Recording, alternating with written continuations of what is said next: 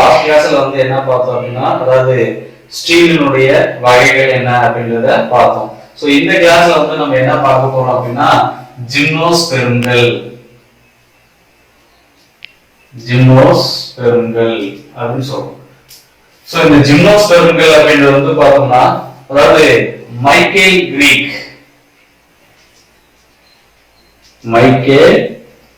Greek என்பவருடைய அதாவது அறிவியல் சார்ந்த கற்பனை படைப்பு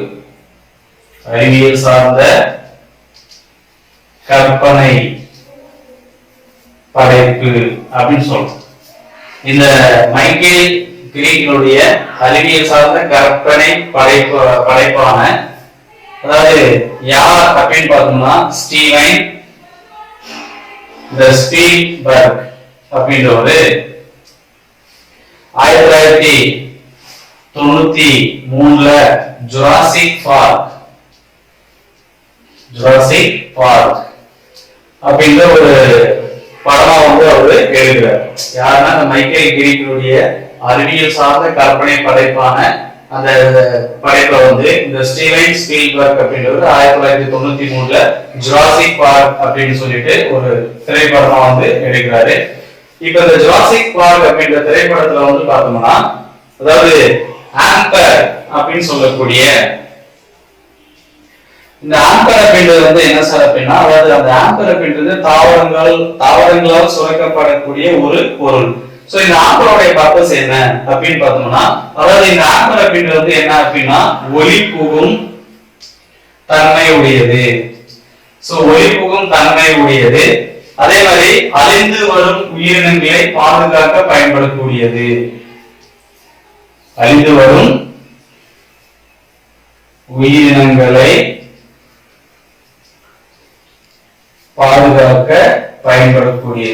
அப்படின்னு சொல்றோம். சோ அந்த ஜுராசிக் பார்க் வந்து பார்த்தோம்னா, அந்த இது வந்து நம்மளுக்கு காட்டியிருப்பாங்க. அதாவது அந்த அழியக்கூடிய நிலையில் இருக்கக்கூடிய அந்த உயிரினங்களை வந்து பாதுகாக்கும் பொருளா வந்து யார் பயன்படுறாங்க அப்படின்னா, இந்த ஆம்பர் அப்படின்றது வந்து பயன்படுது அப்படின்னு சொல்றோம். ஓகேவா? ரைட். சோ இந்த ஆம்பர் அப்படின்றது என்ன சார், எங்க இருந்து கிடைக்குது அப்படின்னா, இந்த ஆம்பர் அப்படின்றது தாவரங்களால் சுரக்கக்கூடிய ஒரு பொருள் அப்படின்னு சொல்றோம். அதாவது இந்த என்ன தாவரத்துல வந்து அந்த ஆம்பர் வந்து அது வந்து ஒரு ஜிம்னோஸ்பெர்ம் தாவரம். ஓகேவா? சோ இந்த ஆம்பர் அப்படின்றது ஒரு ஜிம்னோஸ்பெர்ம் தாவரத்துல இருந்து தான் எடுக்கிறாங்க அப்படின்னு சொல்றோம். அந்த ஜிம்னோஸ்பெர்ம் தாவரம் வந்து என்ன அப்படின்னு பார்த்தோம்னா,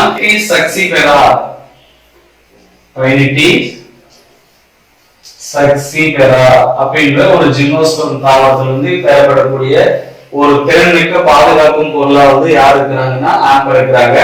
இந்த ஆம்பருடைய சிதைவடையாத பண்பு, ஓகேவா, இந்த ஆம்பருடைய சிதைவடையாத பண்பு உயிரினங்களை வந்து பாதுகாக்கிறதுக்காக பயன்படுத்தப்படுது அப்படின்னு சொல்றோம். அப்ப இந்த ஆம்பர் அப்படின்றது பைனிட்டி சக்சிபெரா அப்படின்ற ஒரு ஜிம்னோஸ்பெர்ம் தாவரத்துல இருந்து சுரக்கக்கூடிய பொருள்.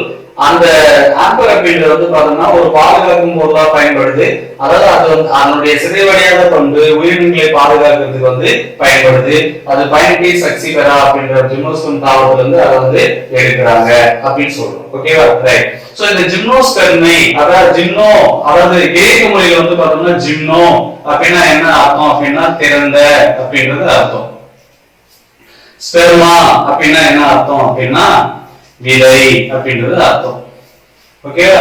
அப்ப திறந்த விதை தாவரங்கள் அப்படின்னு சொல்றோம். இந்த ஜிம்னோஸ்பெர்ம் வந்து நம்ம என்ன சொல்றோம் அப்படின்னா, திறந்த விதை தாவரங்கள் அப்படின்னு சொல்றோம்.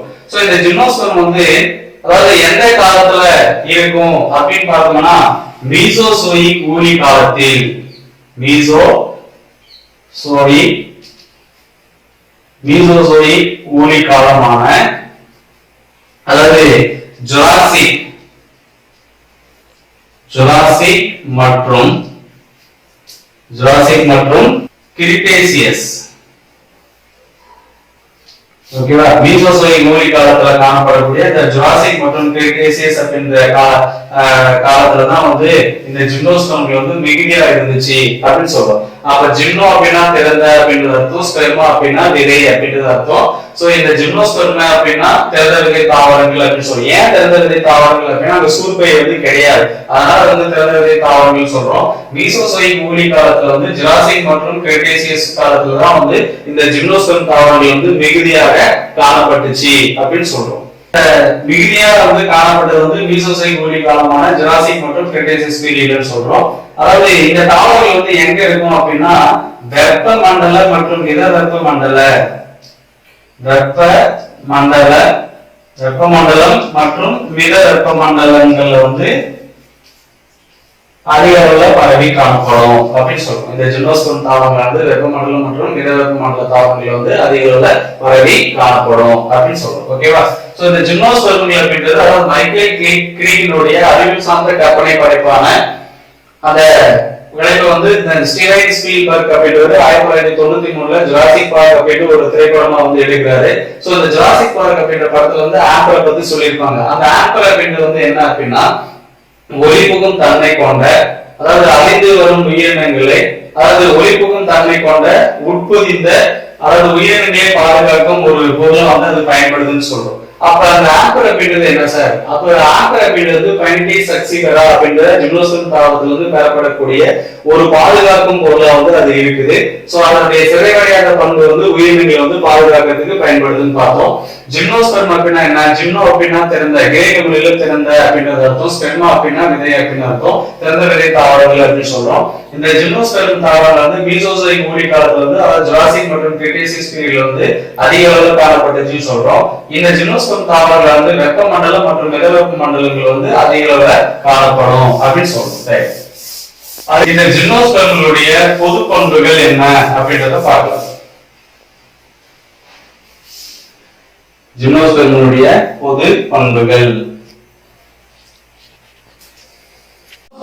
பொது பண்புகள்ல முதல்ல நம்ம பார்க்கறது என்ன அப்படின்னா இந்த ஜிம்னோஸ்பெர்ம்களோட தாவரங்களானது பெரும்பாலும் என்ன சொல்றோம் அப்படின்னா பசுமை மாறா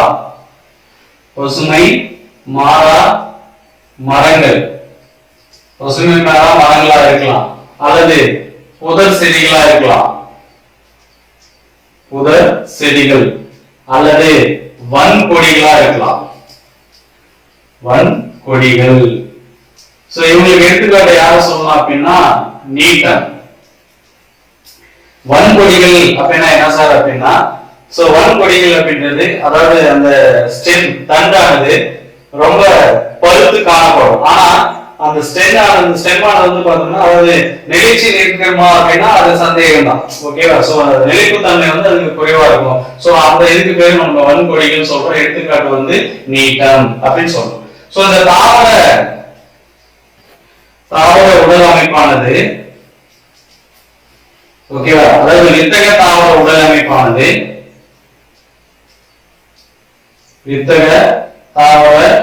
அமைப்பானது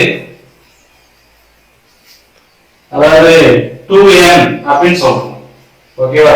சோ 2n நிலையில காணப்படும் அப்படின்னு சொல்றோம். அதாவது இரட்டைமை நிலையில காணப்படும். இங்க வந்து பார்த்தோம்னா வேர், தண்டு, இலை அப்படின்னு சொல்லிட்டு அதோட உடல் அமைப்பானது வேறுபாடு காணப்படும் அப்படின்னு சொல்றோம். வேர், தண்டு, இலை அப்படின்னு சொல்லி வேறுபாடு காண உடலானது வித்தக தாவர உடல் அமைப்பானது 2n சந்ததியை வந்து சார்ந்தது அப்படின்னு சொல்றோம். வேர், தண்டு, இலை அப்படின்னு வேறுபாடு காணப்படும் அப்படின்னு சொல்றோம். ரைட். அடுத்து இங்க அதுக்கு வந்து என்ன பார்ப்போம் அப்படின்னா அதாவது வேர் தொகுப்பு வந்து ஆணிவேர் தொகுப்பா காணப்படும் அப்படின்னு சொல்றோம். வேர் தொகுப்பு வந்து ஆணிவேர் தொகுப்பு அப்படின்னு சொல்றோம். ஆணிவேர் தொகுப்பு வந்து காணப்படும். அதே மாதிரி சைக்கஸ்ல வந்து பார்த்தோம்னா இந்த சைக்கஸ் அப்படின்ற ஜிம்னோஸ்பெர்ம் தாவரமானது அதாவது நீல பசும் பாசிகளுடன் ஒருங்குயிர் வாழ்க்கை முறை வந்து மேற்கொள்ளுந்து அதாவது பவள வேர்கள் மூலமாக ஒருங்குயிர் வாழ்க்கை முறையை வந்து மேற்கொள்ளுது அப்படின்னு சொல்றோம். ஒருங்குயிரி வாழ்க்கை முறை வந்து மேற்கொள்ளுது அப்படின்னு சொல்றோம். இது சைக்கஸ்ல. பைனஸ்ல வந்து பார்த்தோம்னா பூஞ்சை வேரிகள் காணப்படுது அப்படின்னு சொல்றோம். பூஞ்சை வேரிகள் வந்து காணப்படுது. ஓகேவா? ஆணிவேர் தொகுப்பு காணப்படும் சொல்றோம். சைக்கஸ்ல வந்து நீல பசும் பாசிகளுடன் பவள வேர்கள் மூலமா வந்து ஒருங்குயிர் வாழ்க்கை முறையை மேற்கொள்ளுது. இந்த பவள வேர்கள் அப்படின்றது வேற ஒண்ணும் கிடையாது. சோ அதாவது அந்த நம்ம வந்து அந்த வேர்கள் வந்து பார்த்தோம்னா இந்த இஞ்சி ஓகேவா? இந்த இஞ்சி மஞ்சள் இருக்கு இல்லையா, அந்த மாதிரி அந்த வேர்களானது வந்து சும்மா அதாவது பருத்து அங்கங்க முடிச்சுகளோட காணப்படும் அப்படின்னு சொல்லுவோம். அதே மாதிரி பைனஸ்ல வந்து பார்த்தோம்னா பூஞ்சை வேலிகள் வந்து காணப்படும். அப்ப பூஞ்சை வேலிகள்னா என்ன சார்? ஆல்ரெடி உங்களுக்கு தெரியும். அதாவது உயர் தாவரத்தோட வேர்களோட பூஞ்சைகளானது ஒருங்கிணைவாத முறை மேற்கொண்டு அவங்களுக்கு பேர் நம்ம என்ன சொல்றோம் அப்படின்னா பூஞ்சை வேலிகள். அப்ப பூஞ்சை வேலிகள் வந்து பைனஸ், பவள வேர்கள் வந்து சைக்கஸ் அப்படின்னு சொல்றோம். ஓகேவா? ரைட். அடுத்து நிலத்தின் மேல் காணப்படக்கூடிய தண்டானது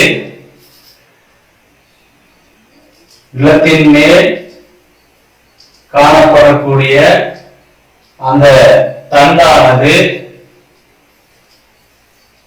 கிளைத்தோ அல்லது கிளைக்காமலோ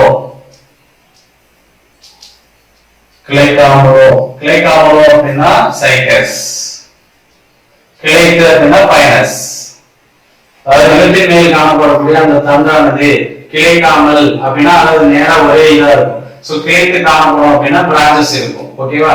அப்ப நிலத்தின் மேல் காணப்படக்கூடிய நிலைத்த தண்டானது கிளைத்து காணப்படும் அப்படின்னா பைனஸ், கிளைக்காமல் காணப்படும் அப்படின்னா சைக்கஸ் அப்படின்னு சொல்றோம். அந்த தண்டானது ஒண்ணு கிளைச்சிருக்கலாம், இல்ல கிளைக்காமல் காணப்படலாம். கிளைக்காமல் இருக்குதுன்னா கோரிக்கர் தாவரங்கள் வந்து பார்த்தோம்னா கோரிக்கர் தாவரங்கள்ல அதாவது வரம்பு வளர்ச்சி கொண்ட இலைகள், வரம்பு வளர்ச்சி கொண்ட கிளைகள், அடுத்து வரம்பு அற்ற வளர்ச்சி கொண்ட கிளைகள், வரம்பற்ற வளர்ச்சி கொண்ட கிளைகள் அப்படின்னு சொல்லி ரெண்டு வகையா காணப்படுது அப்படின்னு சொல்லுவோம். அப்ப வரம்பு வளர்ச்சி கொண்ட கிளைகள் அப்படின்னா அதாவது அந்த நுனியாக திசுவானது வந்து அதாவது என்ன ஆயிடும், ஒரு பிரான்ச்ச உருவாக்கிட்டு நின்றுடும், அவ்வளவுதான். அதுக்கப்புறம் அது வந்து தழைதாயிடும். ஆனா வரம்பற்ற வளர்ச்சி அப்படின்னா தொடர்ந்து அந்த நுனியாக திசுவானது தன்னோட நுனிப்பகுதியை வந்து வளர்ச்சி அடைஞ்சிட்டே போகும் அப்படின்னு சொல்றோம். அது வந்து கோரிவேர் தாவரங்கள்ல அப்படின்னு சொல்றோம். ஓகேவா? கோரிவேர் தாவரங்கள்ல வந்து ஓகேவா வரம்புள்ள வளர்ச்சி கொண்ட கிளைகள், வரம்பற்ற வளர்ச்சி கொண்ட கிளைகள் அப்படின்னு சொல்லி ரெண்டு வகை கிளை அமைப்பானது வந்து காணப்படுது அப்படின்னு சொல்றோம். அதுக்கு வந்து பார்த்தோம்னா இலைகளானது ரெண்டு வகையா காணப்படுது. ஒண்ணு தலை இலைகள், இன்னொன்னு வந்து செதில் இலைகள் அப்படின்னு சொல்றோம். ஒண்ணு வந்து தலை இலைகள், இன்னொன்னு வந்து செதில் இலைகள் அப்படின்னு சொல்றோம். இந்த தலை இலைகளானது பசுமையான நிறத்தில் காணப்படும். பசுமையான நிறத்தில் காணப்பட்டு ஒளிச்சேர்க்கையில் ஈடுபடும் அப்படின்னு சொல்றோம். யாரு? அந்த தலை இலைகள் அப்படின்றவங்க. அதாவது இலைகள் ஜிம்னோஸ்பர்ம்ல காணப்படக்கூடிய இலைகள் வந்து ரெண்டு வகையா பிரிக்கிறாங்க. ஒண்ணு தலை இலைகள், இன்னொன்னு வந்து செதில் இலைகள். இந்த தலை இலைகளான வந்து பசுமையான நிறத்தில் காணப்படுறதுனால ஒளிச்சேர்க்கையில் ஈடுபட்டு அந்த உணவு தயாரிக்கக்கூடிய பணியை வந்து யார் செய்யறாங்க அப்படின்னா அந்த தலை இலைகள் வந்து செய்யறாங்க. தலை இலைகளான வந்து பசுமையான நிறத்தில் இருக்கிறதுனால ஒளிச்சேர்க்கையில் ஈடுபடும் திறன் கொண்ட அதாவது வரம்புள்ள வளர்ச்சியை கொண்ட கிளைகள் வந்து காணப்படுறாங்க அப்படின்னு சொல்றாங்க. இது வந்து வளல் நில தாவர பண்புல காணப்படுது அப்படின்னு சொல்றோம். வளல் நில தாவர பண்புல வந்து அது காணப்படுது அப்படின்னு சொல்றோம். ஓகேவா? பார்த்தோம்னா சைலத்துல வந்து யார் இருப்பாங்க அப்படின்னா ட்ரக்கீடுகள். சைலத்துல வந்து யார் இருக்கிறாங்க? ட்ரக்கீடுகள். சோ இந்த மாதிரி இருப்பாங்க ட்ரக்கீடுகள் அப்படின்றாங்க. சோ சைலத்துல வந்து ட்ரக்கீடுகள் இருப்பாங்க. இவங்க தான் நீரை கடத்தக்கூடிய கூறுகள் அப்படின்னு சொல்றோம். ஆல்ரெடி நான் சொல்லியிருக்கிறேன், சைலம் வந்து 4 வகையான செல்களாக இருக்குன்னு சொல்றோம். ஒன்று ட்ரக்கீடுகள், சைல குழாய்கள், சைலம் பாரன்கைமா, சைல நார்கள். சோ ஜிம்னோஸ்பர்ம்லயும் டெரிடோபைட்டுகளையும் நீரை கடத்துறவங்க யார் அப்படின்னா ட்ரக்கீடுகள் அப்படின்னு சொல்றோம். ஓகேவா? ஆனா நீட்டம் மற்றும் எபிட்ரா இந்த ரெண்டு தாவரத்துல வந்து சைல குழாய்கள் வந்து நீரை கடத்துறாங்க அப்படின்னு சொல்றோம். எதுல? நீட்டம் மற்றும் எபிட்ரா தாவரங்கள்ல. ஏன்னா இது ரெண்டுமே வந்து அதாவது இந்த சைல குழாய்கள் அப்படின்றது யாருல மட்டும்தான் இருப்பாங்க அப்படின்னா ஆஞ்சியோஸ்பெர்ம்ல மட்டும்தான் இருப்பாங்க. ஜிம்னோஸ்பெர்ம்ல இருக்க மாட்டாங்க. ஏன்னா இந்த நீட்டம் அப்படின்றது இந்த ஜிம்னோஸ்பெர்மோட அதாவது லாஸ்ட் ஓகேவா ஆஞ்சியோஸ்பெர்ம் ஸ்டார்ட் ஆகிறதுக்கு பிகினிங்கா இருக்கிறவங்க. ஓகேவா? யாருன்னா நீட்டம் எபிட்ரா. அப்ப அந்த இந்த சைல குழாய் அப்படின்றது ஏன்னா ஆஞ்சியோஸ்பெர்ம்கள்ல காணப்படக்கூடிய அந்த பண்பு எங்கேயே உருவாகுது அப்படின்னா ஜிம்னோஸ்பெர்ம்லயே ஸ்டார்ட் ஆயிடுது. நீட்டம் எபிட்ரா மட்டும் என்ன இருக்கும் அப்படின்னா சைல குழாய்கள் இருக்கும். ஆனா மத்த எல்லா ஜிம்னோஸ்பெர்ம் பிளாக்லயும் என்ன இருக்கும்னா சைலம், அதாவது நீரை கடத்தக்கூடியவங்க யாருன்னா ட்ரக்கீடுகள் அப்படின்னு சொல்றோம். ஓகேவா? ரைட். அதுக்கடுத்து வந்து பார்த்தோம்னா இந்த ஜிம்னோஸ்பெர்ம்களில் காணப்படக்கூடிய அந்த கட்டை தன்மையானது வந்து பார்த்தோம்னா அதாவது மானோசைக்ளிக் பிக்னோசைக்ளிக் அப்படின்னு சொல்லி ரெண்டு வகையா பிரிக்கிறாங்க. பொதுவா வந்து இரண்டாம் நிலை வளர்ச்சி காணப்படுது. இரண்டாம் நிலை வளர்ச்சி. அப்ப இரண்டாம் நிலை வளர்ச்சி அப்படின்னா என்ன சார் அப்படின்னா அதாவது சைலமும் குளோயமும் வந்து மாறி மாறி வராங்க அப்படின்னு சொல்றோம். அப்ப கேமியம் வந்து உருவாகும். கேமியம் உருவாயிட்டு சைலமும் குளோயம் வந்து தொடர்ந்து வளர்ச்சி அடைஞ்சிட்டு போயிட்டு அந்த தண்டுக்கு வந்து கட்டைத்தன்மையை கொடுக்கும். சோ அதான் இரண்டாம் நிலை வளர்ச்சி அப்படின்னு சொல்றோம். அப்ப இங்க வந்து பார்த்தோம்னா அதாவது மானோசைக்ளிக் அப்படின்னு சொல்றோம், பிக்னோசைக்ளிக் அப்படின்னு சொல்றோம். சோ இந்த மானோசைக்ளிக் அப்படின்னு வந்து பார்த்தோம்னா என்ன சொல்றோம் அப்படின்னா அதாவது துளை உடைய ஓகேவா, துளை உடைய மென்மையான அதிக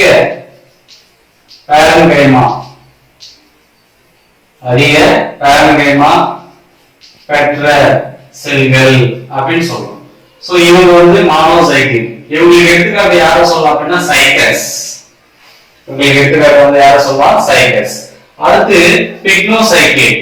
சோ பிக்னோசைக்ளிக் அப்படின்றத வந்து பார்த்தோம்னா அதாவது துளையற்ற ஓகேவா கடினத்தன்மை கொண்ட ஓகேவா குறைந்த பாரன்கைமா செல்களை பெற்றது. குறைந்த பாரன்கைமா செல்களை வந்து பெற்றது அப்படின்னு சொல்றோம். இவங்களுக்கு எடுத்துக்காட்டு யார் சொல்றோம் அப்படின்னா ஃபைனஸ். ஓகேவா, மானோசைக்ளிக் எடுத்துக்காட்டு யாரு சைக்கஸ், பிக்னோசைக்ளிக் எடுத்துக்காட்டு யாரு ஃபைனஸ். சோ இப்போ இந்த மானோசைக்ளிக் பிக்னோசைக்ளிக் அப்படின்னா என்ன சார் அப்படின்னு பார்த்தோம்னா கவனி. சோ இந்த இடத்துல வந்து யார் அப்படின்னா இந்த ட்ரக்கீடுகள். சோ இவங்க யாரு ட்ரக்கீட். சோ இந்த இடத்துல யார் அப்படின்னா பாரன்கைமா. இந்த இடத்துல யாரு பாரன்கைமா. மீண்டும் இங்க யாரு ட்ரக்கீட். ஏன்னா ட்ரக்கீட் தான் வந்து யாரு நீரை கடத்துறவங்க. ஓகேவா, அப்ப துளை உடைய ஓகேவா. ஏன்னா கவனி, ஏன் துளை உடையது அப்படின்னு சொல்றோம்னா ட்ரக்கீடுகள்ல வந்து துளை இருக்கும். ஓகேவா, சோ துளையுடைய அகன்ற பாரன்கைமா செல்கள் வந்து அதிகமா இருக்கு. சோ கேப் வந்து நிறைய இருக்கு. ஓகேவா, இது வந்து பிக்னோசைக்ளிக் மானோசைக்ளிக் சொல்றோம். ஆனா பிக்னோசைக்ளிக் வந்து பார்த்தோம்னா இந்த மாதிரி கேப் எல்லாம் இருக்காது, நெருக்கமா இருக்கும். சோ இந்த மாதிரி நெருக்கமா இருக்கும். சோ இவங்க வந்து அதனாலதான் இவங்க ஃபைனஸ் வந்து கட்டைத்தன்மை உடையதுன்னு சொல்றோம். ஆனா இவங்க வந்து கட்டைத்தன்மை அற்றது அப்படின்னு சொல்றோம். மானோசைக்ளிக் பிக்னோசைக்ளிக் அப்படின்னு சொன்னா மாற்று வித்து தன்மை உடையது அப்படின்னு சொல்றோம். மாற்று வித்து தன்மை. சோ மாற்று வித்து தன்மை அப்படின்னா என்ன சார் அப்படின்னா அதாவது ஆண் மற்றும் பெண் அப்படின்றது அர்த்தம். மாற்று வித்து தன்மை உடையது. சோ மாற்று வித்து தன்மை உடையது அப்படின்னு சொல்றோம். சோ இங்க மாற்று வித்து தன்மை வந்து யார், அதாவது மாற்று வித்து தன்மைக்கு எடுத்துக்காட்டு யார சொல்றோம் அப்படின்னா ஃபைனஸ். ஓகேவா, ஃபைனஸ்ல வந்து பார்த்தோம்னா மாற்று வித்து தன்மை இருக்கு அப்படின்னு சொல்றோம். ஆனா அதுல ஒருபால் தன்மை வந்து யாரா இருக்கும் அப்படின்னா சைக்கஸ். ஒருபால் தன்மை வந்து யாரு சைக்கஸ். மாற்று வித்து தன்மை அப்படின்னா ஆண் மற்றும் பெண் கேமெட்டுகள் வந்து தனித்தனியா இருந்தா அது வந்து மாற்று வித்து தன்மை, அதாவது ஃபைனஸ். ஒருபால் தன்மை வந்து சைக்கஸ் அப்படின்னு சொல்றோம். அடுத்து நுண் வித்தகம் மற்றும் பெரு வித்தகம் அப்படின்னு சொல்றோம். பெரு வித்தகம். சோ இந்த நுண் வித்தகம் மற்றும் பெரு வித்தகமானது முறையே நுண் வித்தக இலைகள், நுண் வித்தக இலைகள், பெரு வித்தக இலைகள் அப்படின்றதுல இருந்து தோன்றுது. பெரு வித்தக இலைகள் இருந்து தோன்றுது. சோ மாற்று வித்தக தன்மையுடையது ஃபைனஸ், ஒருபால் தன்மையுடையது வந்து சைக்கஸ் அப்படின்னு சொல்றோம். சோ நுண் வித்தகம் மற்றும் பெரு வித்தகங்கள் வந்து காணப்படும் சொல்றோம். நுண் வித்தகமானது நுண் வித்தக இலையில் இருந்தோ, பெரு வித்தகமானது பெரு வித்தக இலையிலிருந்து தோன்றுதுன்னு சொல்றோம். நுண் வித்தக இலை அப்படின்றது இது ஆண் கேமெட்டை குறிக்குது. பெரு வித்தக இலை அப்படின்றது பெண் கேமெட்டை வந்து குறிக்குது அப்படின்னு சொல்றோம். இருபால் தன்மை வந்து யாருன்னா பைனஸ், ஒருபால் தன்மை யாருன்னா சைட்டஸ் சொன்னோம். நுண்வித்தகம் மற்றும் பெருவித்தகங்கள் மூலமா இருக்குதுன்னு சொல்றோம். நுண்வித்தக இலைகள் வந்து நுண்வித்தகமும் பெருவித்தக இலையிலிருந்து பெருவித்தகமும் தோன்றுது அப்படின்னு சொல்றோம். ஆண் மற்றும் பெண் கூம்புகள் வந்து முறையே தனித்தனியே உருவாக்கப்படுகிறது. ஆண் மற்றும் பெண் பெண் கூம்புகளானது தனித்தனியே உருவாக்கப்படுகிறது அப்படின்னு சொல்றோம். தனித்தனியே உருவாக்கப்படுகிறது அப்படின்னு சொல்றோம். ரைட். அடுத்து அந்த ஆண் கேமிட்டானது மகரந்த குழாய் மூலம் எடுத்து செல்லப்பட்டு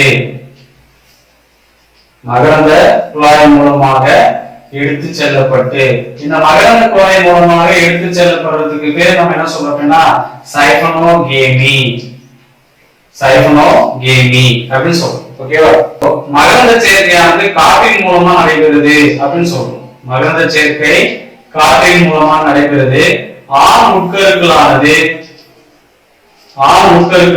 மகரந்த குழாய் மூலமாக எடுத்து செல்லப்பட்டு சைபனோகேமி அப்படின்னு சொல்றோம். ஓகேவா? ஆண் உட்கருக்களானது மகரந்த குழாய் மூலமாக எடுத்து செல்லப்படுகிறது. அதுக்கு பேர் நம்ம என்ன சொல்றோம் அப்படின்னா சைபனோகேமி அப்படின்னு சொல்றோம். சைபனோகேமி அதாவது மகரந்த குழாய் மூலமாக எடுத்து செல்லப்பட்டு கருவுறுதல் நடைபெறுகிறது. அந்த மகரந்த குழாய் மூலமாக ஆண் உட்கருக்கள் எடுத்து செல்லப்படுறதுக்கு சைபனோகேமி அப்படின்னு சொல்றோம். பல்கரு நிலை வந்து காணப்படுது அப்படின்னு சொல்றோம். பல்கரு நிலை காணப்படுது அப்படின்னு சொல்றோம்.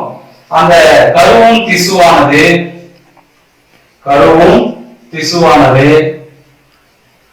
ஒற்றை மடிய நிலையில் காணப்படுகிறது. ஏன்னா கருவுறுதலுக்கு முன்பாகவே அந்த கருவும் திசுவானது வந்து தோற்றுவிக்கப்படுது அப்படின்னு சொல்றோம். பல்கரு நிலை காணப்படுது. கருவும் திசுவானது ஓகேவா கருவுறுதலுக்கு முன்னாடியே வந்து உருவாகுது அப்படின்னு சொல்றோம். பல்கரு நிலை காணப்படுவது. கருவும் திசு வந்து ஒற்றை மடிய நிலையில் காணப்படும். கருவுறுதலுக்கு முன்னாடியே தோன்றதுனாலதான் அங்க ஒற்றை மடிய நிலையில் இருக்கு அப்படின்னு சொல்றோம். அதாவது திறந்த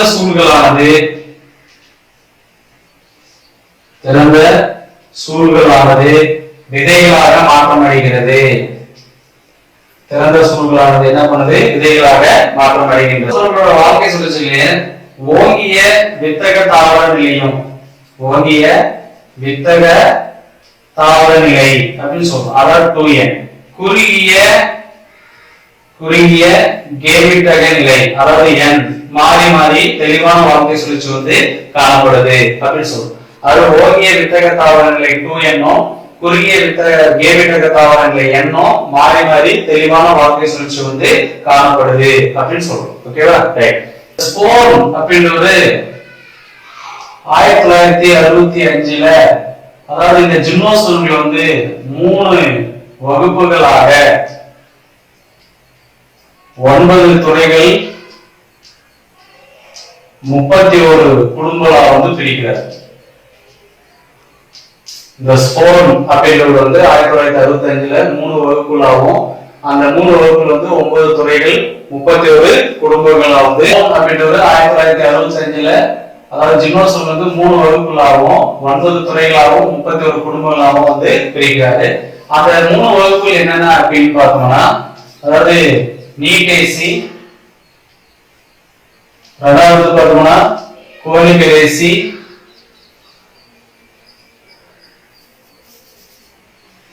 அப்படின்றது 3 வகுப்புகளா பிரிக்கிறோம் அப்படின்னு பார்த்தோம். ஒண்ணு வந்து பார்த்தோம்னா சைக்ராப்சிடா, ரெண்டாவது வந்து கோனிபெராடாப்சிடா,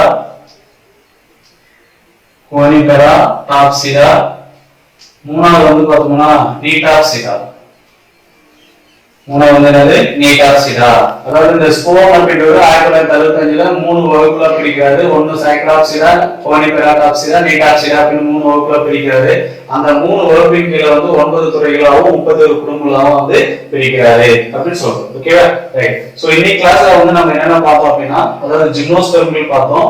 அந்த ஜிம்னோஸ்பெர்ம்கள் அப்படின்றது வந்து பார்த்தோம்னா மைக்கேல் கிரீக்கினுடைய அறிவியல் சார்ந்த கற்பனை படைப்பான அந்த ஸ்டீவன் ஸ்பீல்பர்க் அப்படின்றது 1993ல வந்து ஜுராசிக் பார்க் அப்படின்னு ஒரு படமா எடுக்கிறாரு. அந்த படத்துல வந்து பார்த்தோம்னா ஆம்பர் அப்படின்னு சொல்லக்கூடிய ஒளி புகும் தன்மையுடைய உட்பொதிந்து காணப்படக்கூடிய தன்மை வந்து அதுல காணப்படுதுன்னு சொல்றோம்.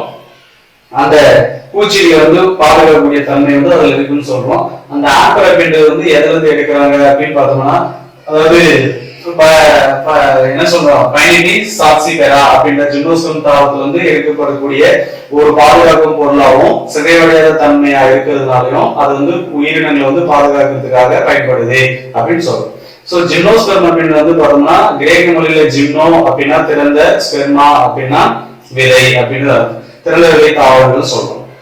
அதாவது இந்த ஜிம்னோஸ்பெர்மானது எந்த காலத்துல அப்படின்னு பார்த்தோம்னா, அதாவது மீசோசோயிக் ஊழி காலத்துல வந்து பார்த்தோம்னா ஜுராசிக் மற்றும் கிரெட்டேசியஸ் பீரியட்ல வந்து அதிகமா இருந்துச்சு அப்படின்னு சொல்றோம். இது வந்து வெப்பமண்டல மற்றும் மித வெப்பமண்டல பகுதிகளில் வந்து அதிக அளவுல காணப்படும் அப்படின்னு சொல்றோம்.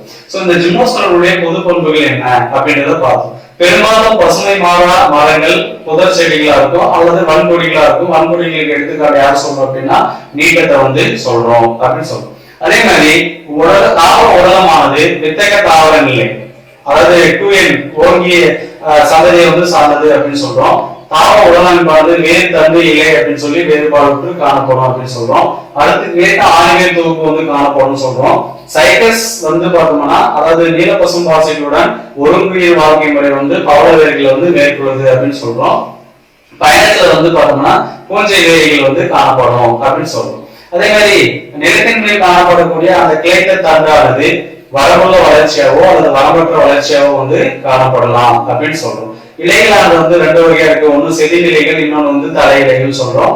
தலை இலைகள் வந்து பசுமை மாறாத பசுமை நிறத்தில் இருக்கிறதுனால ஒளிச்சேர்க்கையில் ஈடுபடும் திறன் கொண்ட, அதாவது வரமுள்ள வளர்ச்சி கொண்ட கிளைகள் வந்து காணப்படும். அது வந்து வடநில தாவர பண்பை வந்து எடுத்து சொல்லுது அப்படின்றத பார்த்தோம். அதே மாதிரி நீரை கடந்தவர்களுக்கு வந்து பார்த்தோம்னா பிரக்கிரிகள் தான் இருக்குது. ஆனா நீட்டம் மற்றும் எபிட்ரால வந்து சைடு குழாய்கள் வந்து காணப்படுறாங்க அப்படின்றத பார்த்தோம். ஓகேவா, ரைட். அதே மாதிரி பொதுவா வந்து இரண்டாம் நிலை வளர்ச்சி காணப்படுதுன்னு சொல்றோம். மானோசைக்ளிக் மற்றும் பிக்னோசைக்ளிக் சொல்றோம். பாரம்பரிய திசுக்கள் வந்து அதிகம் கொண்ட தொலையுடைய மென்மையான செல்கள் வந்து நம்ம என்ன சொல்றோம் அப்படின்னா மானோசைக்ளிக் சொல்றோம். எடுத்துக்காட்டு வந்து சைக்கஸ். பிக்னோசைக்ளிக் அப்படின்றது வந்து பார்த்தோம்னா துளையற்ற கடினத்தன்மை கொண்ட குறைந்த பாரம்பரிய செல்கள் வந்து காணப்படும் சொல்றோம். எடுத்துக்காட்டு வந்து யார் சொல்றோம் அப்படின்னா பைனஸ் அப்படின்றத சொல்றோம். அதே மாதிரி மாற்று வித்து தன்மை வந்து காணப்படுது அப்படின்னு சொல்றோம்.